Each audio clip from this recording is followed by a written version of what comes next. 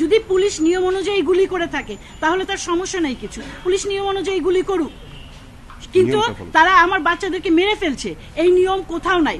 আমি একজন পিটিশনার, দুইজন পিটিশনারের মধ্যে আমি একজন পিটিশনার। আমি এদেরকে লয়ার হিসেবে নিয়োগ দিয়েছি। আমাদের এমন অনেক সিনিয়র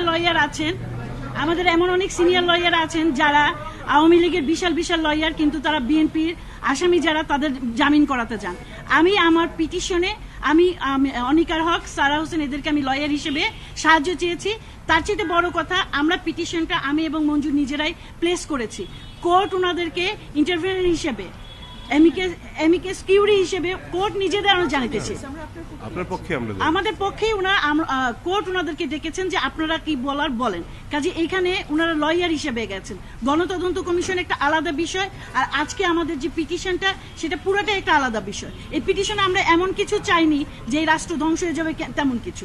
আমরা জাস্ট আমাদের বাচ্চাদের নিরাপত্তার জন্য একটা আদেশ চেয়েছি। যদি পুলিশ নিয়ম অনুযায়ী গুলি করে থাকে তাহলে তার সমস্যা নেই কিছু, পুলিশ নিয়ম অনুযায়ী গুলি করুক, কিন্তু তারা আমার বাচ্চাদেরকে মেরে ফেলছে, এই নিয়ম কোথাও নাই। সিআরপিসিতে নেই, পেনাল কোডে নাই,